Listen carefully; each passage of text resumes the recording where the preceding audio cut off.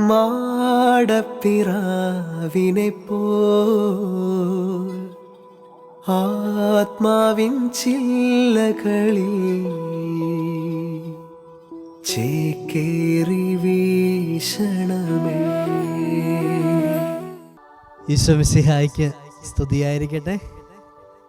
ഈശോയിൽ ഏറ്റവും സ്നേഹം നിറഞ്ഞവരെ എല്ലാവർക്കും ഈശോയുടെ നാമത്തിൽ സ്നേഹ വന്ദനം. പരിശുദ്ധാത്മാവേ വരണമേ. ധ്യാന തീർത്ഥയാത്രയുടെ 10ാം ദിവസത്തിലേക്ക് നമ്മൾ പ്രവേശിക്കുകയാണ്. നാളെ പന്തക്കുസ്ത തിരുനാൾ നമ്മൾ ഓർക്കുമ്പോൾ, പ്രാർത്ഥിക്കുമ്പോൾ തമ്പുരാൻ്റെ കരുണയുടെ വലിയ നിറവ് നമ്മുടെ കൂടെ ഉണ്ട് എന്നുള്ളത് നമുക്ക് മറക്കാതിരിക്കാം. ആത്മാവിൻ്റെ വലിയ അഭിഷേകത്തിനായി നമ്മൾ ഈ ദിനങ്ങളിൽ കൂടുതൽ ആഗ്രഹത്തോടെ ദാഹത്തോടെ പ്രാർത്ഥിച്ച് ഒരുങ്ങുകയായിരുന്നു. പ്രിയമുള്ള സഹോദരങ്ങളെ, തീക്ഷ്ണമായ ആഗ്രഹത്തോടെ ഇന്ന ദിവസം നമുക്ക് പ്രാർത്ഥിക്കാം. പരിശുദ്ധാത്മാവേ, ഒരു കൊടുങ്കാറ്റായി എൻ്റെ ജീവിതത്തിലേക്ക് ആഞ്ഞടിക്കണമേ. എൻ്റെ ജീവിതത്തെ അങ്ങ് ഏറ്റെടുക്കണമേ. നിന്റെ അഭിഷേക ശക്തിയാൽ എന്നെ വിശുദ്ധീകരിക്കണമേ എന്ന് നമുക്ക് പ്രാർത്ഥിക്കാം. പരിശുദ്ധാത്മാവിൻ്റെ വലിയ നിറവ്, ജ്വലനം നമ്മുടെ ജീവിതത്തിലുണ്ടാവാൻ ആഗ്രഹിച്ചുകൊണ്ട് ജീവിതത്തെ പൂർണ്ണമായും പരിശുദ്ധാത്മാവിൻ്റെ തൃപ്പാദത്തിങ്കൽ അടിയറവ് വെച്ച് നമുക്ക് പ്രാർത്ഥിക്കാം. ഈ ദിവസങ്ങളിൽ നമ്മൾ കൂടുതൽ ആഗ്രഹത്തോടെ അവിടുത്തെ സന്നിധിയിൽ ആയിരിക്കുകയായിരുന്നു. പരിശുദ്ധാത്മാവിൻ്റെ ദാനങ്ങളെപ്പറ്റി നമ്മൾ ധ്യാനിച്ച് കടന്നു വന്ന് ഈ ദിവസങ്ങളിൽ പരിശുദ്ധാത്മാവിൽ ശക്തിയാർജിച്ച് പരിശുദ്ധാത്മാവിൻ്റെ കൃപകൾ പകരുന്നതിനെ പറ്റിയും ആത്മാവിൽ കൂടുതൽ തീക്ഷ്ണതയോടുകൂടി എഴുന്നേറ്റ് നമ്മുടെ ജീവിതയാത്രകൾ, ജീവിത നിയോഗങ്ങൾ കരുത്തോടെ മുന്നോട്ട് കൊണ്ടുപോകുന്നതിനെ പറ്റിയൊക്കെ നമ്മൾ ധ്യാനിക്കുകയായിരുന്നു. പ്രിയമുള്ള സഹോദരങ്ങളെ, ഈ ദിവസം കൂടുതൽ തീക്ഷ്ണമായി നമുക്ക് പ്രാർത്ഥിക്കാം. കൂടുതൽ തീക്ഷ്ണതയോടെ അവിടുന്നിലായിരിക്കുവാൻ അനുഗ്രഹിക്കണമേ എന്ന്. നമുക്കായിരിക്കുന്ന ഇടങ്ങളിൽ തമ്പുരാന്റെ സന്നിധിയിലേക്ക് ഇരു കരങ്ങളും ഉയർത്തി നമുക്ക് ഈശോനെ ആരാധിക്കാം. പിതാവായ ദൈവത്തെ നമുക്ക് ആരാധിക്കാം. പരിശുദ്ധാത്മാവിനെ നമുക്ക് ആരാധിക്കാം. പരിശുദ്ധ തൃത്വത്തിന്റെ കരങ്ങളിലേക്ക് നമ്മുടെ ജീവിതങ്ങളെ ഏൽപ്പിച്ച് നമുക്ക് ഈശോനെ ഒന്ന് സ്തുതിച്ച് മഹത്വപ്പെടുത്താം. ഹാലലുയ്യ, ഹാലലുയ്യ, ഹാലലുയ്യ, ഹാലലുയ്യ. ഈശോയെ ആരാധന, ഈശോയെ മഹത്വം. കർത്താവെ നന്ദി, സ്തുതിക്കുന്നു, ആരാധിക്കുന്നു, മഹത്വപ്പെടുന്ന കർത്താവെ സ്തുതിക്കുന്നു. ഹാലലുയ്യ, ഹാലലുയ്യ, ഹാലലുയ്യ. പരിശുദ്ധാത്മാവെ, ഞങ്ങളെ ഏറ്റെടുക്കുന്നതിനെ ഓർത്ത് നന്ദി പറയുന്നു. ഞങ്ങളെ അഭിഷേകം ചെയ്യുന്നതിനെ ഓർത്ത് ഞങ്ങൾ നന്ദി പറയുന്നു. വഴി നടത്തുന്നതിനെ ഓർത്ത് നന്ദി പറയുന്നു.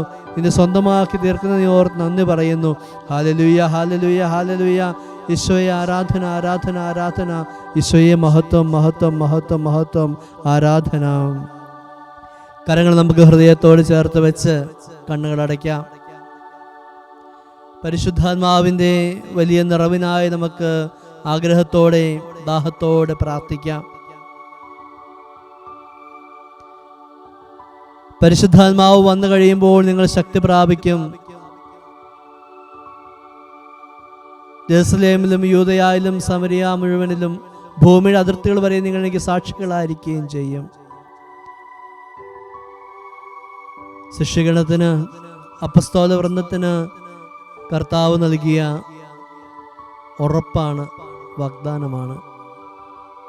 പ്രിയമുള്ള ദൈവമക്കളെ, ആത്മാവിൻ്റെ വലിയ അഭിഷേകം നമ്മുടെ ജീവിതത്തിലേക്ക് ജ്വലിക്കുവാൻ ആഗ്രഹത്തോടെ പ്രാർത്ഥിക്കുമ്പോൾ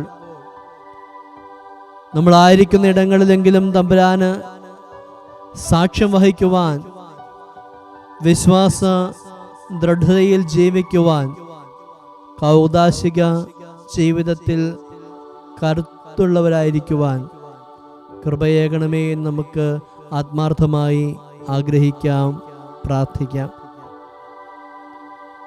പരിശുദ്ധ അമ്മയുടെ സ്നേഹമാധ്യസ്ഥം നമുക്ക് ചോദിക്കാം. നമുക്കൊന്ന് ചേർന്ന് പ്രാർത്ഥിക്കാം. നന്മ നിറഞ്ഞ മറിയമേ സ്വസ്തി, കർത്താവ് അങ്ങയോടുകൂടെ സ്ത്രീകളിൽ അങ്ങ് അനുഗ്രഹിക്കപ്പെട്ടവളാകുന്നു. അങ്ങയുടെ ഉദരത്തിൻ ഫലമായി ഈശോ അനുഗ്രഹിക്കപ്പെട്ടവനാകുന്നു.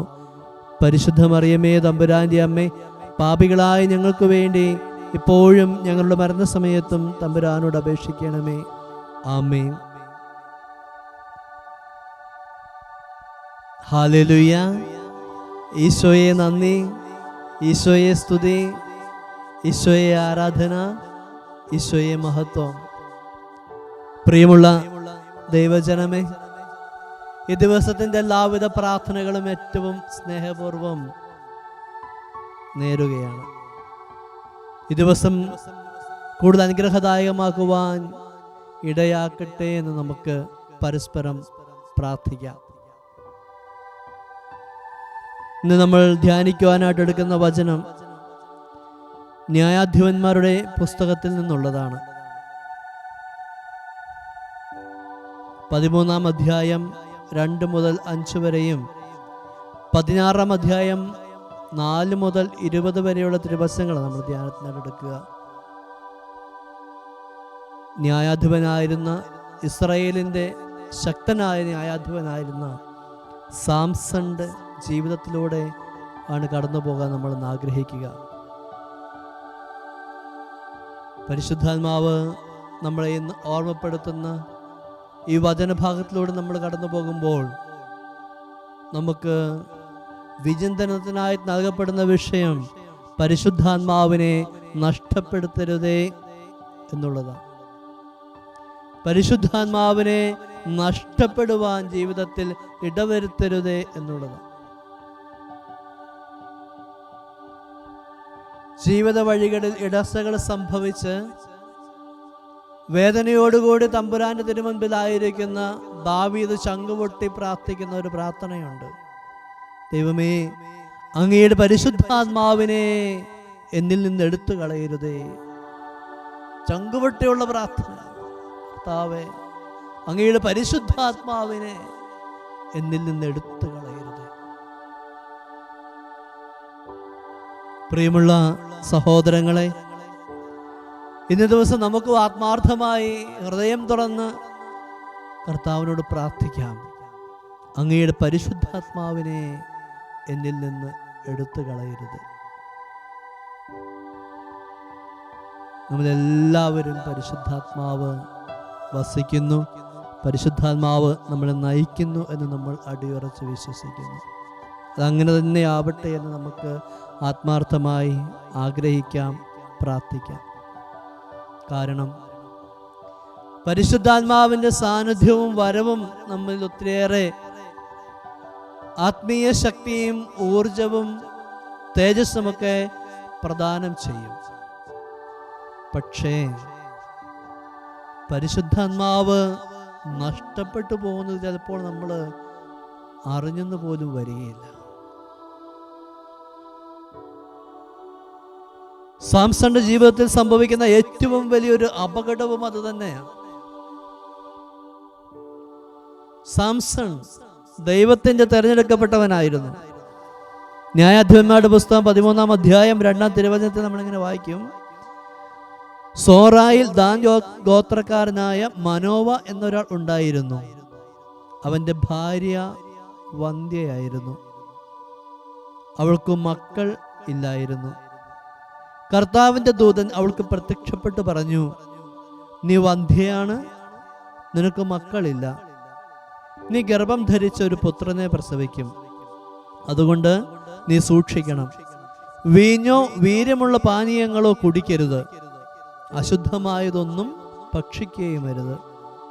നീ ഗർഭം ധരിച്ച് ഒരു പുത്രനെ പ്രസവിക്കും. അവന്റെ തലയിൽ ക്ഷൗരക്കത്തി തൊടരുത്. അവൻ ജനനം മുതൽ ദൈവത്തിന് നാസീർ വ്രതക്കാരനായിരിക്കും. അവൻ ഫിലിസ്ത്യരുടെ കയ്യിൽ നിന്ന് ഇസ്രായേലിനെ വിടുവിക്കുവാൻ ആരംഭിക്കും. പ്രിയപ്പെട്ടവരെ,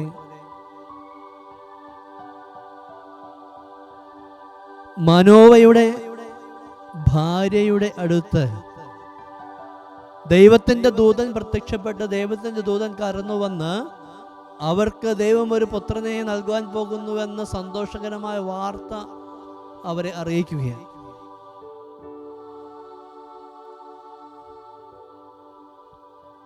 പുത്രൻ ജന്മനാ തന്നെ നാസർ വ്രതക്കാരനായിരിക്കുമെന്നുള്ള ഒരു തീരുമാനം ദൈവം അവളെ അറിയിക്കുകയാണ്. മുടി ക്ഷൗരം ചെയ്യരുത്, മുടി വടിക്കരുത്. അവന്റെ ശക്തി ദൈവം അവനിലേക്ക് ഏൽപ്പിച്ചു കൊടുത്ത ഈ വ്രതത്തിന്റെ പവിത്രതയിലാണ് അടങ്ങിയിരിക്കുക. ദൈവവുമായിട്ടുള്ളൊരു വ്രതം, ഒരു ഉടമ്പടി അവിടെ നടക്കുകയാണ്. അത് സാംസൺ ജനിച്ച് വളർന്ന് ചിന്തിക്കാൻ പ്രായമായ ശേഷം എടുത്ത തീരുമാനമല്ല, പകരം ദൈവം തന്നെ നിശ്ചയിച്ച് ഏൽപ്പിക്കുന്ന ഒരു ദൗത്യമാണ്. സാംസൺ ഈ ദൗത്യത്തിലേക്ക് ഒരുക്കിക്കൊണ്ടുവരുവാനായിട്ട് മനോവയുടെ ഭാര്യയെ കർത്താവ് തിരഞ്ഞെടുക്കുമ്പോൾ ആ കുഞ്ഞിനെ ഗർഭം ധരിക്കുവാൻ ആ അമ്മയ്ക്കും ഉണ്ടായിരുന്നു ചില ചിട്ടകാര്യങ്ങൾ. വീഞ്ഞോ വീര്യമുള്ള പാനീയങ്ങളോ കുടിക്കരുത്, അശുദ്ധമായതൊന്നും ഭക്ഷിക്കരുത്. എന്ന് വെച്ചാൽ വിശുദ്ധിയോടുകൂടി വേണം ആ മകനെ ഉദരത്തിലേക്ക് സ്വീകരിക്കുവാൻ. തുടർന്ന് നമ്മൾ വചനത്തിലൂടെ കടന്നു പോരുമ്പോൾ വളരെ ശക്തമായ കർത്താവിൻ്റെ ഇടപെടൽ സാംസന്റെ ജീവിതത്തിൽ ഉണ്ടാകുന്നത് കാണുവാനായിട്ട് നമുക്ക് സാധിക്കും. വളരെ ശക്തമായ രീതിയിൽ തന്നെ. ന്യായാധിപന്മാരുടെ പുസ്തകം 14-ാം അധ്യായം 5-6 തിരുവചനങ്ങളിലേക്ക് നമ്മൾ എത്തുമ്പോൾ നമ്മൾ ഇങ്ങനെ വായിക്കും: സാംസൺ മാതാപിതാക്കളോട് കൂടെ തിമ്നായിലേക്ക് പോവുകയായിരുന്നു. അവിടെ ഒരു മുന്തിരിത്തോപ്പിലെത്തിയപ്പോൾ ഒരു സിംഹക്കുട്ടി അവന്റെ നേരെ അലറി വന്നു. കർത്താവിന്റെ ആത്മാവ് അവനെ ശക്തമായി ആവസിച്ചു. ആയുധം കൂടാതെ ആട്ടിൻകുട്ടിയെ എന്ന പോലെ അവൻ ആ സിംഹത്തെ ചീന്തിക്കളഞ്ഞു. പ്രിയമുള്ളവരെ, തൻ്റെ നേരെ അലറി വരുന്ന സിംഹത്തെ ഒരാട്ടിൻകുട്ടിയെ എന്ന പോലെ ചീന്തി എറിയാൻ, ആട്ടിൻകുട്ടിയെ ചീന്തി എറിയാൻ മാത്രം ശക്തി സാംസൺ ഉണ്ടായിരുന്നു. നമുക്ക് അടുപ്പിച്ച് ഒരു പിടി പേപ്പർ എടുത്ത് പിടിച്ചാൽ നമുക്കിത് വലിച്ചു കീറാൻ പറ്റില്ല. എന്ന് പറഞ്ഞാൽ മാനുഷിക ശക്തിക്ക് അപ്പുറത്തേക്ക് നിൽക്കുന്ന ദൈവിക ശക്തി, ദൈവിക ഇടപെടൽ സാംസന്റെ ജീവിതത്തിൽ ഉണ്ടായിരുന്നു. ഇത്രത്തോളം ശക്തിയിൽ നിറഞ്ഞുകൊണ്ട് തീക്ഷ്ണമതി ആയിക്കൊണ്ട് ദൈവത്തിന് വേണ്ടി പ്രവർത്തിച്ച് കടന്നു പോകുന്ന, ജനത്തിന് വേണ്ടി പ്രവർത്തിച്ച് കടന്നു പോകുന്ന മനുഷ്യൻ. പക്ഷേ അവൻ്റെ ജീവിതം മുഴുവൻ മാറി മറിയുകയാണ്. 16-ാം അധ്യായത്തിലെത്തുമ്പോഴത്തേക്ക് നമ്മൾ കാണും സാംസൺ ദലീല എന്ന വ്യക്തിയുമായി ജീവിതം ആരംഭിക്കുന്നത്. തുടർന്ന് അവിടെ സംഭവിക്കുക സാംസന്റെ ജീവിതത്തിലെ ഇടർച്ചകളാണ്.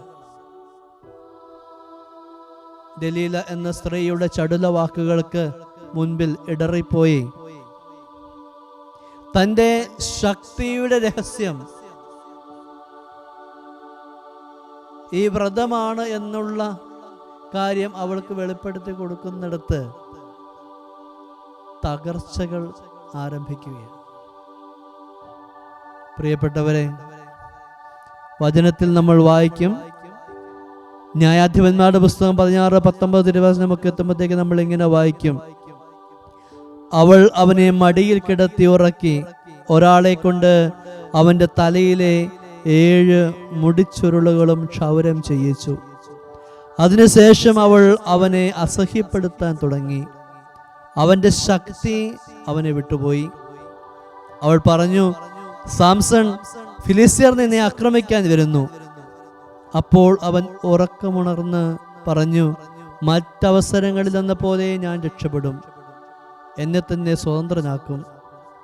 കർത്താവ് തന്നെ വിട്ടുപോയ കാര്യം അവൻ അറിഞ്ഞില്ല. ഫിലിസ്തീയർ അവനെ പിടിച്ച് കണ്ണ് ചൊഴിഞ്ഞെടുത്ത് ഗാസയിലേക്ക് കൊണ്ടുപോയി ഓട്ടുചങ്ങലുകൾ കൊണ്ട് ബന്ധിച്ച് കാരാഗൃഹത്തിലാക്കി. പ്രിയപ്പെട്ടവരെ, കർത്താവ് തന്നെ വിട്ടുപോയ വിവരം ശക്തനായ ദൈവഹിതപ്രകാരം ദൈവം പ്രത്യേകം തിരഞ്ഞെടുത്ത് ഭൂമിയിലേക്ക് അയച്ച ഇസ്രായേൽ ജനത്തിന്റെ ന്യായാധിപനായ ആ വ്യക്തിക്ക് മനസ്സിലാക്കാൻ സാധിക്കാതെ പോയി. ലോകത്തിന്റെ വഴികളിലൂടെ ഇടറിപ്പോയ നിമിഷം, കൂടെ ആയിരുന്നവളുടെ ചടുല വചനങ്ങൾക്ക് കാതോർത്തുകൊണ്ട്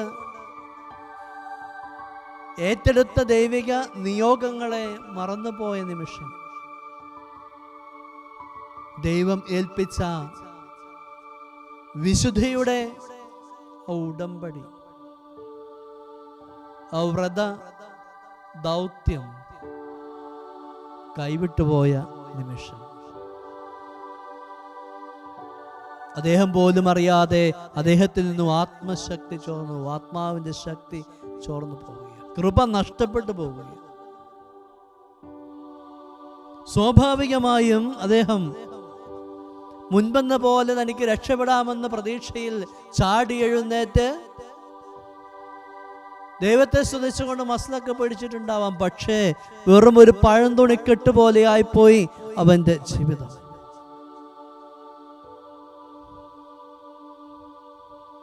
നേരത്തെ യാഹുവെ വിളിച്ചുകൊണ്ട് ചാടി എഴുന്നേൽക്കുമ്പോൾ ശക്തി തന്നിലേക്ക് വന്ന് നിറഞ്ഞിരുന്നു. നമ്മൾ മുൻപ് കണ്ടു, ആ സിംഹക്കുട്ടിയെ വളരെ നിസ്സാരമായി പരിശുദ്ധാത്മ ശക്തി കൊണ്ട് ജ്വലിച്ച് ചീന്തി എറിയുന്ന സാംസൺ. അതേ തീക്ഷ്ണതയോടും അതേ ശക്തിയോടും കൂടി ഇവിടെയും പ്രവർത്തിക്കാനാകുമെന്ന ഉറപ്പിൽ, മുൻപ് കഴുതയുടെ താടിയെല്ല് കൊണ്ട് 10,000 കൊന്ന് കൂന കൂട്ടി അതേ ആത്മശക്തിയിൽ കാര്യങ്ങൾ ചെയ്യാൻ പറ്റുമെന്ന ഉറപ്പിൽ സാംസൺ ഉണർന്നെഴുന്നേൽക്കുമ്പോൾ മനസ്സിലാകുന്നു തന്നിൽ നിന്നും ശക്തി ചോർന്നു പോയി.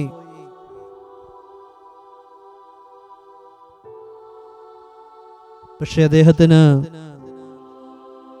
അതിനു മുമ്പ് അറിയാനായിട്ട് പറ്റിയില്ല, തന്നിൽ നിന്നും ദൈവിക ശക്തി വിട്ടുപോയ കാര്യം. പ്രിയമുള്ളവരെ, പ്രിയമുള്ള ദൈവജനമേ, പലപ്പോഴും നമ്മുടെ ജീവിതത്തിൽ പറ്റാൻ പോകുന്ന ഒരു അപകടവും ഇത് തന്നെയാണ്. കൂടുതൽ തീക്ഷ്ണതയോടുകൂടി നമ്മൾ മുന്നോട്ട് പോയിക്കൊണ്ടിരിക്കുന്നു എന്നൊക്കെ കരുതുമ്പോഴും പരിശുദ്ധാത്മാവിന്റെ അഭിഷേകം, പരിശുദ്ധാത്മാവിന്റെ ശക്തി, പരിശുദ്ധാത്മാവിന്റെ ഫലങ്ങള് നമ്മുടെ ജീവിതത്തിൽ ഉണ്ടോ എന്ന് ആത്മശോധന ചെയ്യേണ്ടതുണ്ട്.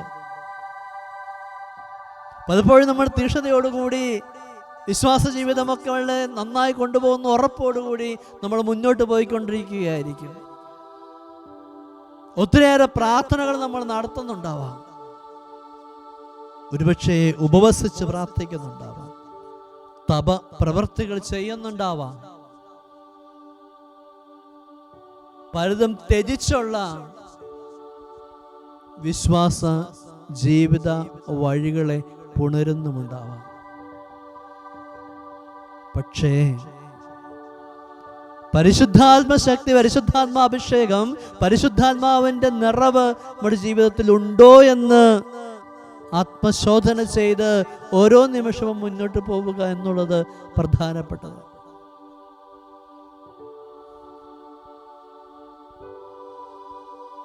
വചനത്തിൽ മറ്റൊരു വ്യക്തിയെ നമ്മൾ കാണുന്നുണ്ട്. ഇസ്രായേൽ ജനത്തിന്റെ ആദ്യത്തെ രാജാവ് സാവൂൾ. പരിശുദ്ധാത്മ ശക്തി കൊണ്ട് അഭിഷേകം ചെയ്ത് കൃപയോടുകൂടി ദൈവജനത്തെ മുന്നോട്ട് നയിച്ചു കൊണ്ടിരുന്ന അധികാരിയായിരുന്നു അദ്ദേഹം. പക്ഷേ തമ്പുരാന്റെ മുമ്പിൽ അനുസരണക്കേട് കാട്ടിയ നിമിഷം, സാവൂളിനെ രാജാവായി തിരഞ്ഞെടുത്തതിൽ ഞാൻ ഖേദിക്കുന്നുവെന്ന് തമ്പുരാൻ പറഞ്ഞ നിമിഷം, പ്രവാചകനെ അയച്ച് ജെസയുടെ മകനായ ദാവീദിനെ അടുത്ത രാജാവായി അഭിഷേകം ചെയ്ത നിമിഷം സാവൂളിൽ ജ്വലിച്ചു നിന്നിരുന്ന പരിശുദ്ധാത്മാവ് ദാവീദിലേക്ക് മാറ്റം ചെയ്യപ്പെട്ടു, ദാവീദിലേക്ക് മാറി. പക്ഷെ സാവൂളിന് തിരിച്ചറിയാൻ പറ്റുന്നില്ല. സാവൂള് വീണ്ടും ദൈവം കൂടെ ഉണ്ടെന്നുള്ള ചിന്തയോടുകൂടി കാര്യങ്ങൾ മുന്നോട്ട് കൊണ്ടുപോകുമ്പോൾ പടയാളികളാണ്, അനുചരന്മാരാണ്, സേവകരാണ് അദ്ദേഹത്തെ ഓർമ്മപ്പെടുത്തുന്നത് അങ്ങയെ ഒരു ദുരാത്മാവ് പീഡിപ്പിക്കുന്നു എന്നുള്ളത്.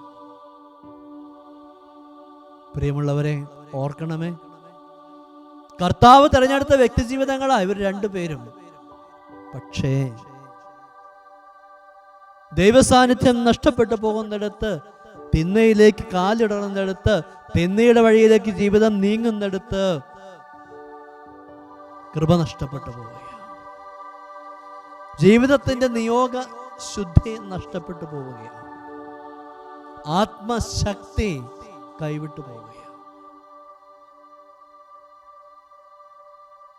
ഒന്ന് ചേർന്ന് പറയാമോ? Hallelujah, hallelujah, hallelujah. ഈശോയെ നന്ദി, ഈശോയെ സ്തുതി, ഈശോയെ ആരാധന. കരങ്ങൾ ഒന്ന് കൂപ്പി, കണ്ണുകൾ അടച്ച്, ഹൃദയത്തിൽ വസിക്കുന്ന ദിവ്യനാഥനെ ഒന്ന് മനസ്സിൽ കണ്ടുകൊണ്ട് നമുക്ക് ഈശോയെ നിന്ന് ആരാധിക്കാം. നിത്യം സ്തുതിക്ക് യോഗ്യമായ പരിശുദ്ധ പരമ ദിവ്യകാരുണ്യ ഈശോയ്ക്ക്, നിത്യം സ്തുതിക്ക് യോഗ്യനായ പരിശുദ്ധ പരമ ദിവ്യകാരുണ്യ ഈശോയ്ക്ക് ആരാധനയും സ്തുതിയും പുകഴ്ചയും ഉണ്ടായിരിക്കട്ടെ. ഹല്ലേലൂയ. ഈശോയെ നന്ദി, ഈശോയെ സ്തുതി, ഈശോയെ ആരാധന, ഈശോയെ മഹത്വം. അവനത് പ്രിയമുള്ള സഹോദരങ്ങളെ, പരിശുദ്ധാത്മാഭിഷേകത്തിന് വേണ്ടി, ജ്വലനത്തിന് വേണ്ടി ദാഹത്തോടെ നമ്മൾ ഈ ദിനങ്ങൾ പ്രാർത്ഥിച്ചൊരുങ്ങുമ്പോൾ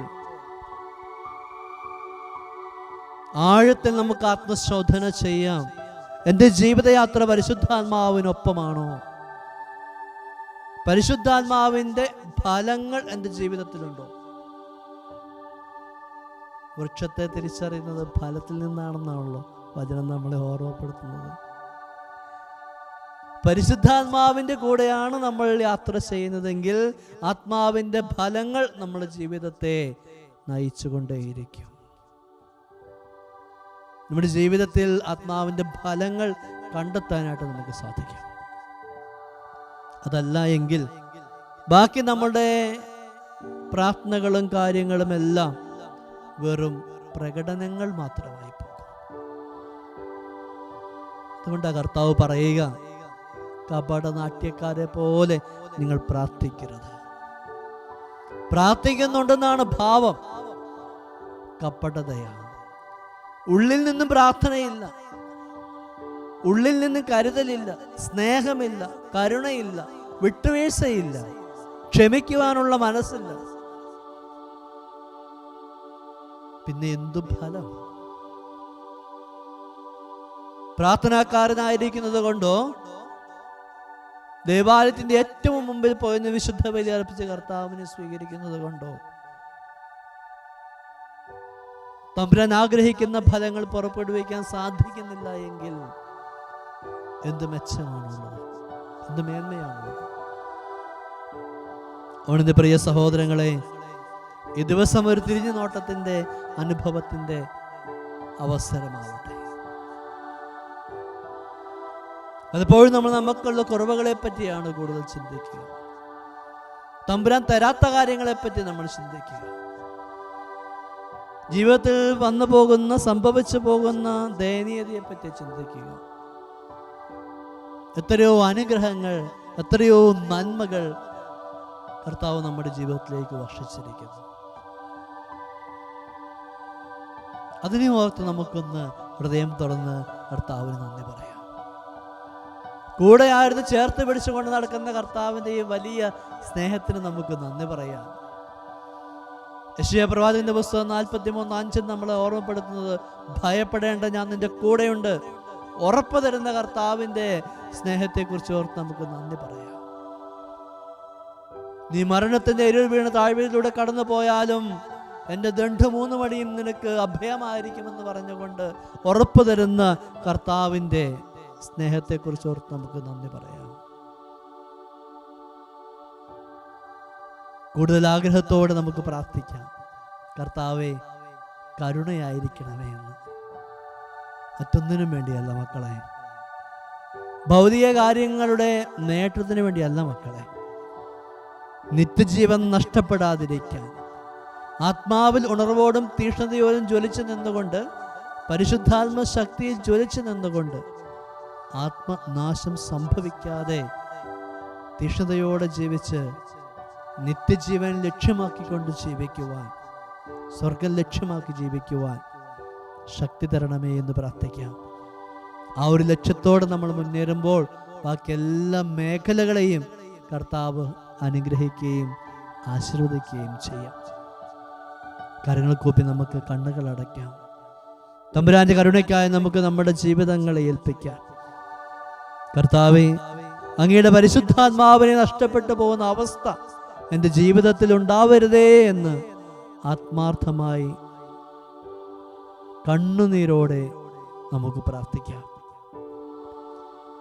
വചനം നമ്മുടെ മുമ്പിൽ മാതൃകയായിട്ട് വെക്കുന്ന 2 വ്യക്തി ജീവിതങ്ങളും പ്രിയപ്പെട്ടവരെ, പരിശുദ്ധാത്മ ശക്തി ജ്വലിച്ചു നിന്നവർ, പക്ഷെ ആത്മാവ് നഷ്ടമായപ്പോൾ അറിയാൻ സാധിക്കാതെ പോയവർ. കർത്താവേ, എൻ്റെ ജീവിതത്തിൽ ആത്മനാശം വരുന്ന ഒരവസ്ഥ ഉണ്ടാവാൻ ഇടവരുതേ.